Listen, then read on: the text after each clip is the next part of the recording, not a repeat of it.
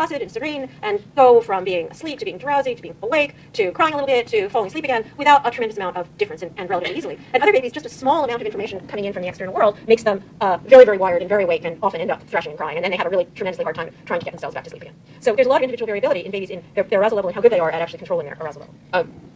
So you'll get some babies, my second baby, for instance, Nicholas, who basically for the first 4 months of his life, we called him the Dormouse after the Dormouse in Alice in Wonderland, because he would curl up on my chest, and then every once in a while he'd sort of poke his head out, and he'd wake up, and he'd open his eyes, and he'd smile, and then curl up, and he'd go back to sleep again on my chest. Little Augie is the opposite.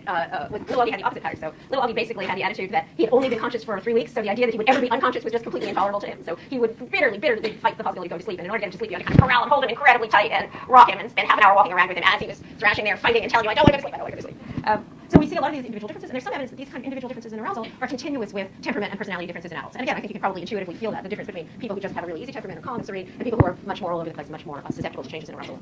And significantly, the baby's arousal level is less internally controllable than adults. So for adults, with a little help from neurotransmitters like caffeine, we can sort of force ourselves to wake up and be alert and pay attention to what's going on around us, or we can sort of have deep breaths and force ourselves to calm down. We are in control of our own arousal level a lot of the time. And for babies, much more seems to be just the result of their own internal rhythms, and they don't have any good way of calming themselves down if they're upset, or waking themselves up if they're sleepy and drowsy. So let's take another explanation break for 3 minutes about what arousal actually is and how it's different between different types. And you might want to use this to think about how arousal works in your own life and the lives of the people around you as well. And we'll start with the other way around. So now will be the second row in from that file that will do the explaining.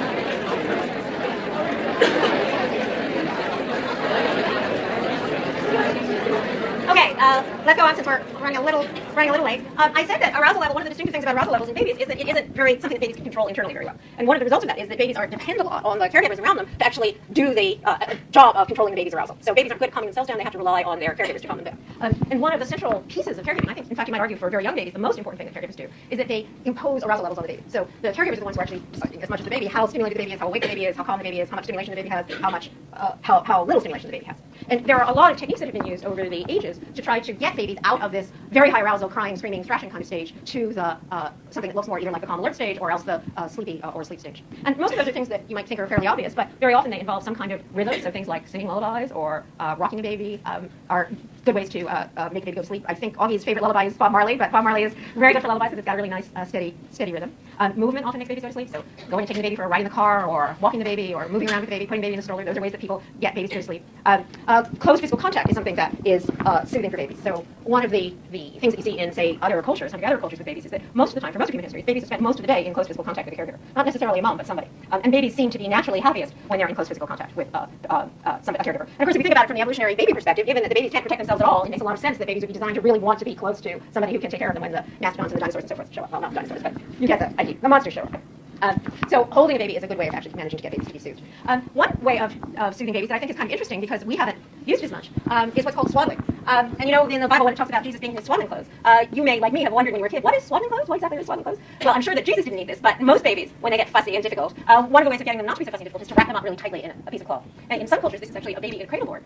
In American Indian culture, for example, they'll actually put the baby swaddled up in a piece of cloth into a board that gets put on a nail on the wall, which sounds really weird, but from a baby perspective, it's actually great because it means the baby's calm and the baby also can be upright and looking around and seeing everything that's going on around it. So swaddling is one of those ones that we don't think of as North Americans very much, but it's actually a very effective technique for getting babies to be soothed. And we think that the reason for that is because what happens in those high arousal states is that the baby is stimulating himself. So what happens is the baby starts crying and starts thrashing around, and from the baby's perspective, how's he supposed to go to sleep? There's this baby crying, right? There's this screaming baby, and how's he supposed to go to sleep? Instead of his being able to be still, there's these flapping arms that are going on around him. Sort of think about it, right? Imagine you tried to go to sleep when there was a screaming baby crying around you, right? So the problem is to try to get the baby to stop producing arousal, stop producing stimulation himself, which then wakes him up more and which keeps him awake and keeps him going to sleep. The swaddling, which means that his physical body gets to be still just automatically because you're swaddling the baby very tight, is a good effective way of actually making that happen.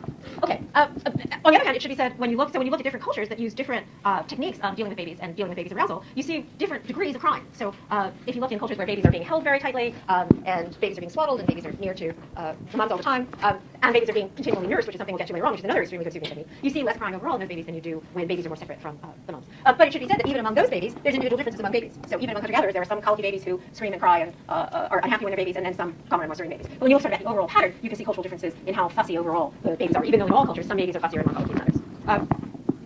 Another important thing that babies do, and that babies do a lot of, is actually to sleep. And one of the interesting things about babies is that we take for granted is that they spend so much more time sleeping than we do as adults. So babies are spending a great deal of, especially newborns, are spending a great deal of their, I was about to say waking hours, but that's probably not the best description. They're spending a great many more sleeping hours than we are. But just as with the baby's arousal level, the baby's sleep patterns are very different from adult sleep patterns. So we know, again, that even for adults, what happens when we're asleep is that we go through these cycles of sleep. And when you actually put someone in a sleep lab and wire up their brain, you can see that the kinds of brain activity that they have differs in different cycles of sleep.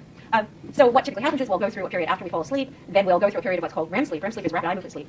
You can identify REM sleep because your eyes are moving, and that's the stage of sleep in which we as adults dream. And then we go through a cycle of REM sleep, then we go into this much deeper sleep with a different brain pattern when we're really deeply asleep, then we can go back into REM sleep, then we can wake up a little bit, then we fall asleep, and so forth. So even as adults, we go through these sleep cycles. But for babies, the sleep cycles are, as with the arousal cycles, are much faster. So that instead of, say, going to sleep and then waking up 8.5 hours later, instead the babies are going through these sleep-wake cycles maybe once an hour or once every 2 hours. So they're going through the cycles much more quickly. They're going back and forth for sleeping or not. Yeah. Sorry, is trying to adjust? Yeah. So one of the things so we might ask, well, why babies are sleeping so much? And one of the things so as I said, they have these briefer cycles. There's more variability in the way babies sleep. But also, interestingly, there's much more of this rapid eye movement sleep in babies than there are in adults. And we know that in adults, that rapid eye movement sleep in particular seems to be something that we use to sort out and make sense of the things that happen to us during the day. So if you disrupt someone's sleep so that they don't have that kind of rapid eye movement sleep, their memory and their learning really deteriorate. And in fact, Matt Walker in our department has shown the opposite, that if you actually give Berkeley students a chance to have a nap in the afternoon, and you give them something to learn before they have a nap, the ones who have a nap learn it much better and hold on to it much better than the ones who don't have a nap. One of the depressing things about this is I said, well, how do you get Berkeley students, I wouldn't just be able to nap if you just told me to nap. And he said, Berkeley students are so exhausted and sleep deprived that basically all you have to do is put them in bed and say, go to sleep, and they'll immediately go to sleep, which is not a good sign in terms of the amount of learning that we're all supposed to be doing. And another thing about babies is, again, if you're thinking about the context in which we evolved, and not even the context in which we evolved, but most of human life for most of human history, babies actually were sleeping with adults. So even today, if you go to some place like India, for example, the assumption is that babies would be sharing a bed with an adult. And in fact, people would think it was terrible child abuse if you took a baby away and put the baby off in a room by itself to sleep. So during most of history, babies have been sleeping with grown-ups. Now, one of the things that makes this complicated is that, in fact, if you're thinking about adult sleep, probably for most of history, adults were sleeping more like babies than they do now. So if you look in other cultures and other times, people slept for shorter periods more during the day. So the idea that you go to sleep at one particular time and then you wake up 8.5 hours later, that doesn't actually seem to be the most natural way for human beings to sleep. So in other cultures, you see much more people sleep a little bit during the day, and then they'll sleep some at night, and some people will be awake and other people will be asleep. And in most cultures, even when you're growing up, you're sleeping not just with, say, your romantic partner, but sleeping with all the other people around you. So it's quite common to have sort of a whole group of people, a whole family that are all sleeping together in one bed, including the babies and the adults, and everyone's sharing a sleeping site. So if you were thinking about the kind of context in which we evolved, then this typical baby sleep pattern of having a relatively short period of sleep, a short period awake, and then sleeping very close to other people, is kind of, that would fit the adult way of sleeping more in most of our history. Now, of course, now we're in a situation where all of us have learned how to sleep just once during the day for this long period at night, and most of us don't sleep with more than one other person, sort of max. And that means that there's more of a disjunction between the way that babies are sleeping and the way that adults are sleeping. And that leads to lots of surus between, surus is the Yiddish word for trouble, but it's kind of got a lot more emotion to it, trouble, surus. So the fact that babies have a sleep schedule that's different from the sleep schedule of adults means that there can be a lot of tension about trying to coordinate the way that the baby's sleeping and the way that the adult is sleeping. Yeah?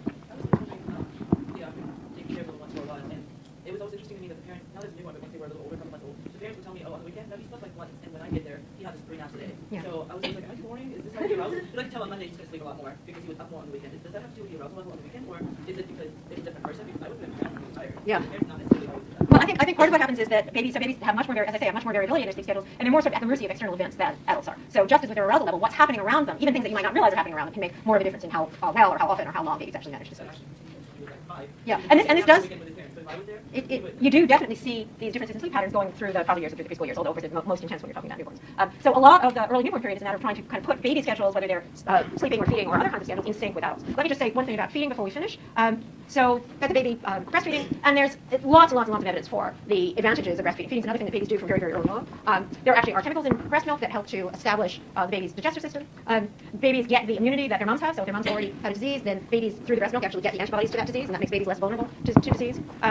A really interesting recent set of discoveries and ideas is about what's called the microbiome. And the microbiome is the colony, this sounds icky, but it's true, the colony of bacteria that lives in and on and around all of us. In fact, most of the living stuff in a human being is actually not us, it's our parasites and our bacteria. And we couldn't live without those bacteria. And one of the interesting things is the bacteria are different in different places and times. So one idea that people have had recently is that babies need to develop the biome, the microbiome. They need to take on the bacteria of their particular environment, their particular setting. And one of the advantages of, one of the things that happens in vaginal births, for example, is that babies are literally coated with the bacteria that are in the mom's vagina from the time they're born. And that's another thing that happens with breastfeeding. So the babies are not just getting the milk, but they're getting the microbiome that comes with the milk. And there's some arguments now that part of the reason why you see such a high incidence of allergies, for example, big increase in allergies in children, is because children's immune systems aren't being tuned into the biome by being exposed to these benign bacteria from the time they're very young. So those are all examples of the advantages that come from breastfeeding.